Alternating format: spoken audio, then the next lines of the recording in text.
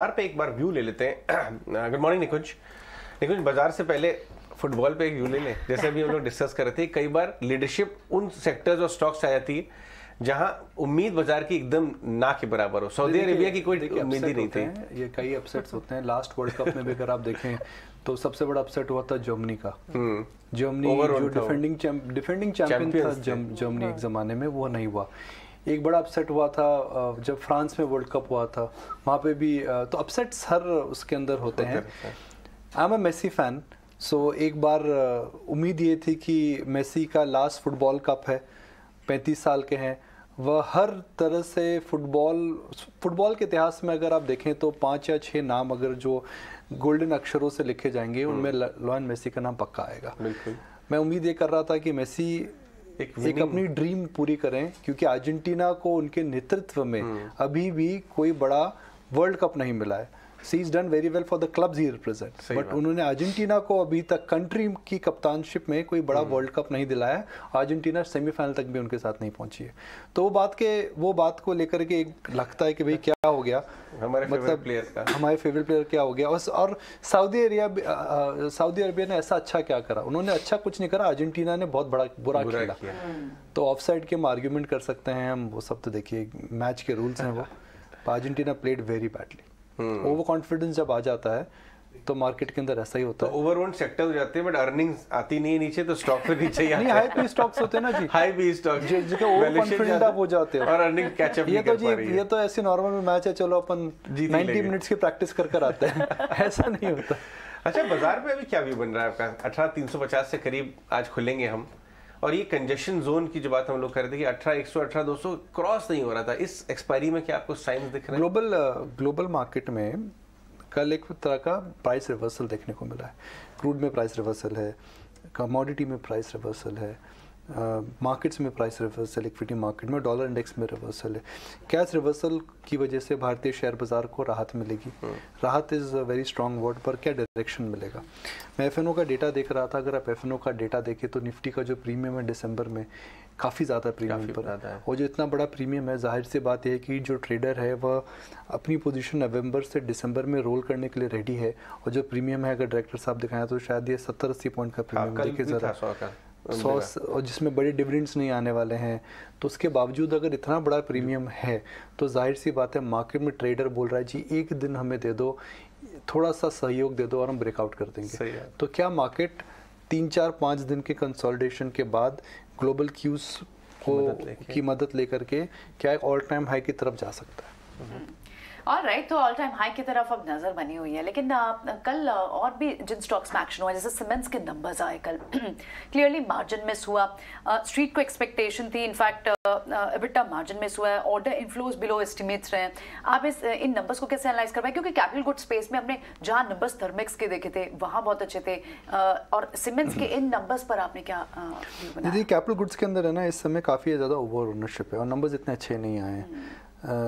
Particularly Thermax के number भी बहुत बढ़िया नहीं थे। आप मेरे से पूछो तो एल&टी के भी नंबर्स बहुत शानदार मुझे तो नहीं लगे थे। और सीमेंस के नंबर भी बहुत कोई गर्म नहीं लग रहे हैं, बहुत अपग्रेड्स नहीं आएंगी। सीमेंस के नंबर लास्ट आए हैं बिकॉज वो एक डिफरेंट कैलेंडर ईयर फॉलो करते हैं। इलिक्विड स्टॉक है, मगर इलिक्विड स्टॉक के अंदर जब आप देखते हैं कि ओवर ओनरशिप होती है, हाई पी मल्टीपल होता है, लिटिल बिट ऑफ डिसअपॉइंटमेंट होता है, तो जाहिर सी बात है शॉर्ट टर्म के अंदर सीमेंस के अंदर अंडर परफॉर्मेंस आ सकता है। इस पूरे मार्केट के अंदर हम बात नहीं करते हैं, मगर बैंक्स के अलावा कैपिटल गुड स्टॉक्स जो हैं उनके अंदर अच्छी खासी तेज़ी देखने को मिली है। इनके जो पी मल्टीपल्स हैं 35, 40, 55 के आसपास इनके पी मल्टीपल्स ट्रेड कर रहे हैं। तो मार्जिन ऑफ सेफ्टी वैल्यूएशन में तो है ही नहीं। अब एक ओवरऑल इलिक्विड स्टॉक के जब नंबर खराब आते हैं, और मेरे हिसाब से शायद सीमेंस एफएनओ में एक बार चेक कर लीजिए तो है, तो और illiquid stock over owned, high P multiple, number खराब, तो शॉर्ट टर्म में हमेशा समस्या होती है। गुड मॉर्निंग निकुंज। फंडामेंटल्स जहां पॉजिटिव हैं, ऐसे ही एक स्टॉक वेदांता अब कह सकते हैं डिविडेंड किंग ही बन गई है। तीसरे अंतरिम डिविडेंड का ऐलान किया है। आई थिंक 2020 में इनका एक डीलिस्टिंग ऑफर था जो फेल हुआ, उसके बाद स्टॉक में ऑलमोस्ट 150% प्लस का हाइक दिखाया है। यहाँ से वेदांता पर क्या किया जाए? देखिए, डिविडेंड ये जो दे रहे हैं, आपको ये समझना है कि आप इतना डिविडेंड ये क्यों दे रहे हैं। एक तरफ इनमें डेट है, थोड़े दिन पहले रीस्ट्रक्चरिंग की बात कर रहे थे, उसके पहले ये बात हुआ कि ग्लोबल कंपनी कोई ग्लोबल बिजनेस को ये डीलिस्ट करेंगे, फिर ये बात हुई कि डीलिस्ट नहीं करेंगे, उन बिजनेसेस को मर्ज करेंगे। आप अगर इतना ज़्यादा डेट है कंपनी के अंदर तो आप डिविडेंड क्यों दे रहे हैं? डिविडेंड का सबसे बड़ा बेनिफिट प्रमोटर को मिलेगा। हमें पता है कि प्रमोटर की कई बड़ी होल्डिंग्स जो हैं वो प्लेज हैं, और जाहिर है इससे प्रमोटर को कैश फ्लो के अंदर काफ़ी आराम मिलेगा। पहले हिंदुस्तान जिंक ने डिविडेंड दिया, उसके बाद वेदांता ने डिविडेंड दिया। क्या कमोडिटीज़ कंपनीज़ को इतना डिविडेंड देना चाहिए? ये प्रश्न मैं इसलिए पूछ रहा हूँ क्योंकि कुछ कमोडिटी कंपनीज़ में निरंतर केपेक्स देखने को मिलता है, तो कमोडिटी कंपनीज़ को इतना डिविडेंड नहीं देना चाहिए। क्या आप स्टॉक केवल डिविडेंड की वजह से ले सकते हैं? जी नहीं, आपको स्टॉक उसकी बिजनेस साइकिल पे देखना चाहिए, और डिविडेंड जो होता है वो अक्सर एक प्रकार का बैकस्टॉप होता है, बिकॉज आपको शॉर्ट कैश फ्लोज मिलते हैं। तो इस समय वॉलेटाइल एनवायरनमेंट के अंदर वैसे भी कमोडिटी स्टॉक्स नहीं लेने चाहिए। वेदांता का जो मेन बिजनेस है अगर आप देखें तो उनके पास नॉन फेरस है और क्रूड है। क्रूड और नॉन फेरस को दोनों सेक्टर्स को लेकर के इसमें डिमांड की समस्याएं हैं, और डिविडेंड जो दे रहे हैं उससे बेनिफिट सबसे ज़्यादा किसको हो रहा है?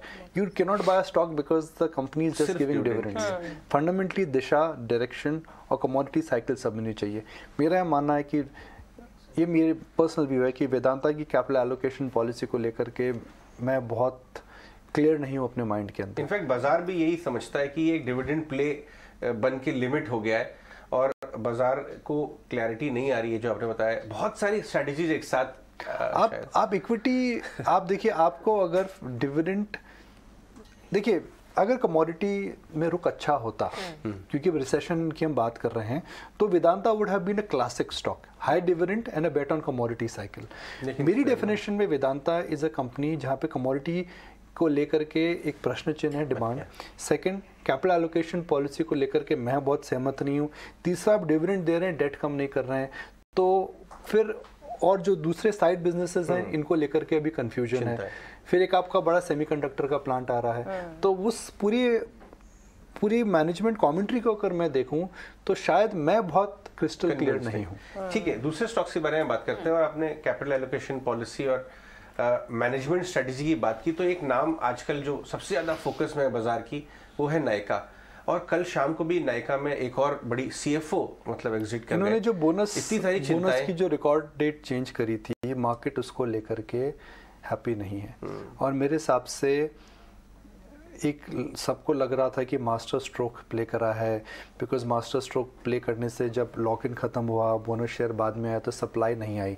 मगर market looks beyond these short term, और विद नायका के अंदर कॉस्मेटिक चेंजेस की अगर मैं बात करूँ तो नायका को लेकर के या पूरे फिनटेक को लेकर के मेरा यह मानना है कि लास्ट ईयर जो हुआ था वो एक प्रकार का ग्रीड थी, सप्लाई डिमांड का इम्बैलेंस था। लास्ट ईयर सप्लाई नहीं थी, डिमांड ही थी। इस साल डिमांड नहीं है, सप्लाई है। अब इन पूरे ग्रुप ऑफ स्टॉक्स के अंदर इंस्टीट्यूशनल इन्वेस्टर्स और रिटेल इन्वेस्टर्स और लॉन्ग टर्म एंकर इन्वेस्टर्स को सबको काफ़ी मार पड़ी है।